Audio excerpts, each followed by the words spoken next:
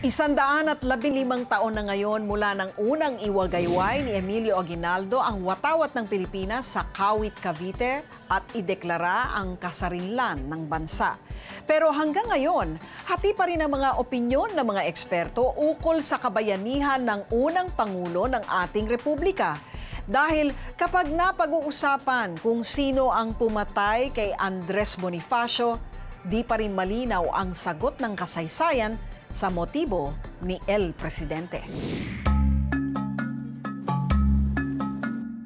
Noong ika-28 ng Mayo taong 1898, sa balkonaheng ito unang nasilayan ng mga Pilipino ang pambansang watawat, kasabay ng pagproklama ng kalayaan ng Pilipinas mula sa mga Kastila.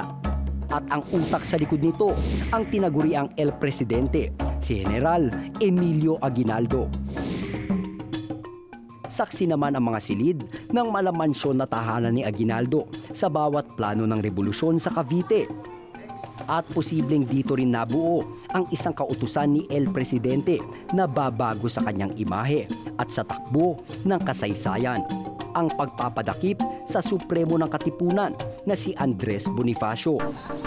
Ayon sa naging founder ng Cavite Studies na si Dr. Emmanuel Calairo, ang naganap na Tejeros Convention noong ika-22 ng Mayo 1897 ang tila nagdikta sa kapalaran ng dalawang pinuno. Nanalo si Aguinaldo bilang Pangulo in absensya.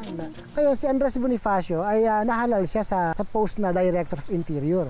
Ang kailangan natin ay isang edukasyon. Kwinestyon ito ni Daniel Tirona at sinabing dapat may kaalaman sa abogasya ang pwestong ito. Napabulot ng baril si Bonifacio sa galit, pero agad namang napigilan ng mga kasama. Dito pinawalang bisa ni Bonifacio ang eleksyon. Yung kanyang deklarasyon na baliwala ang halalan na yan, yun yung dahilan kung ba't hindi na siya makakalabas ng Cavite ng buhay. Ika-19 ng Abril taong 1897, pinulong ni Bonifacio ang ilang kasapi ng Cavite chapter sa Naik para bumuo ng hiwalay na pamahalaan. Ngunit nalaman ito ni Aguinaldo. Nagbalik loob daw sina Del Pilar at Noriel kay Aguinaldo at isiniwalat ang plano ni Bonifacio. Dito na nagbaba ng utos si Aguinaldo na dakpin ang Supremo. Ilang bersyon ng pagkakapatay ng Supremo ang lumutang sa kasaysayan. Pumalag daw ang magkapatid na Bonifacio sa arresting party ni Aguinaldo, kung saan nasaksak ang Supremo sa leeg at nabaril sa dibdib.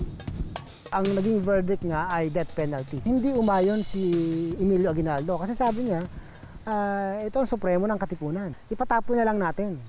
Sa isang bersyon naman, maluwag na tinanggap ni Bonifacio ang pagdakip ng mga tauhan ni Aguinaldo. Pero hindi sila nagsuspetsa ng ano pa mang masamang balak sapagkat the day before, kumain pa sila kasama ng mga ito. Sumuko ang Supremo, ngunit binaril at sinaksak pa rin siya saka dinala sa himpilan para litisin. Ngunit sa ilang pag-aaral ng Philippine Historical Association, maaaring hindi daw umabot sa paglilitis ang Supremo. May mga historiador na napapaisip kung ang tama ni Bonifacio ay sa leeg, okay? At meron siyang sugat sa leeg, tatagal ba siya ng 3 araw? Which brings us to the possibility that Bonifacio died even before the Maragondon trial happened. Ayon naman sa pagsisiyasat ng history professor, maaaring pamumulitika rin ang motibo sa likod ng pagpatay kay Bonifacio. Kung susuriin, wala raw pinagkaiba ang politika noon at ngayon. Agawan sa kapangyarihan o pamumuno. Kung ito ang naging batayan ng pagkakatatag ng nasyon-estado, kaya pala ganito ang politika natin sa kasalukuyan. Hindi pala ito bago.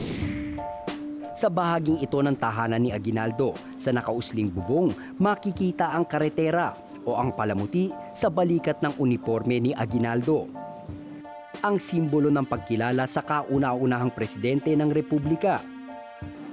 Ang Pangulo na hinusgahan ang kapalaran ng isa para sa kinabukasan ng nakararami.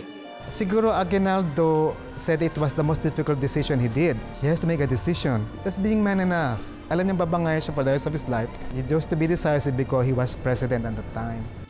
Kaya sa kabila ng lahat, hindi raw dapat pagdudahan ang kabayanihan ni El Presidente. Siya yung nag-lead ng revolution nung first phase, nung second phase, at nung Philippine-American War.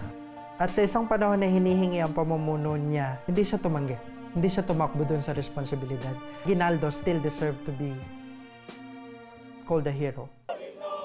Kung kasaysayan ang pagbabasehan, tila bihag pa rin tayo ng marumi at madugong pamumulitika. At hindi man santo na dapat sambahin si Aguinaldo, kapuri-puri naman ang iniwan ng kanyang pangalan, ang kalayaan na ating tinatamasa. Ako po si Renz Ongkiko, nag-uulat para sa Reaksyon. FYI mga kapatid, for your information. Mas mura raw maging sosyal sa Maynila kesa sa ibang lungsod sa Asia. Ayon sa Wealth Report Asia ng Bangkong Julius Baer ng Switzerland, maraming luxury items raw ang mabibili ng lubhang mas mura dito sa atin.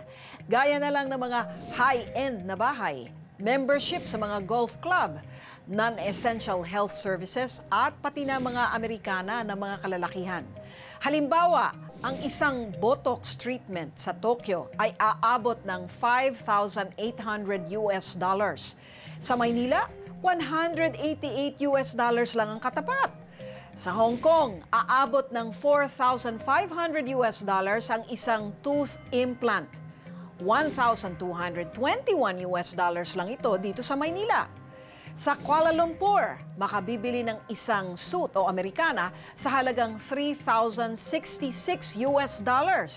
Dito sa Maynila, $1,309 US lang, may Amerikana ka na.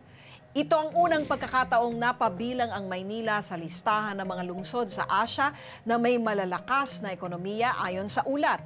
Ang ibang nasa listahan ay ang Jakarta, Kuala Lumpur, Taipei, Bangkok, Seoul, Tokyo, Hong Kong, Singapore, Shanghai at Mumbai.